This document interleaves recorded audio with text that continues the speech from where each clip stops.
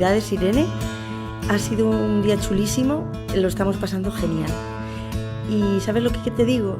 Que viva la madre que te parió, porque de eso sabemos un rato. Lo que tuvo que empujar tu madre no lo sabemos más que nosotras, y ella, claro. Pero al final sacó la niña más preciosa que hay en el mundo entero, por fuera y por dentro. Un besazo.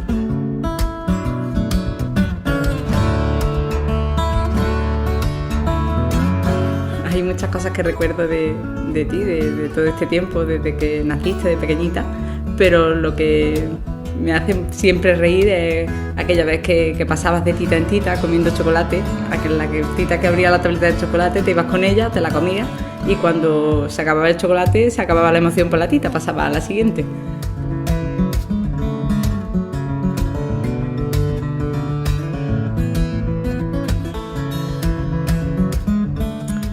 Irene, me sorprende lo rápido que has crecido, pero hay algo que me gusta de ti, que es verte tocar la guitarra. Estaría ahora escuchándote ahí calladito.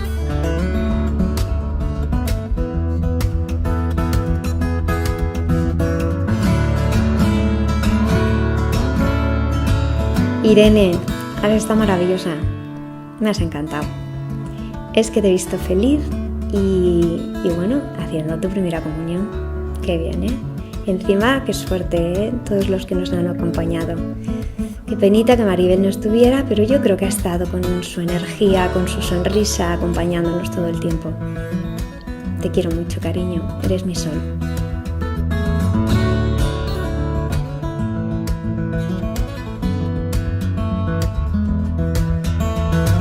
Irene, hoy ha sido un día importante en tu vida y en la vida de todos los que te queremos.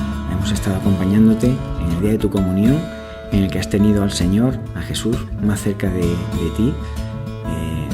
Tenemos que pedirle muchas cosas, pero hay una cosa que no creo que hace falta que cambien, y es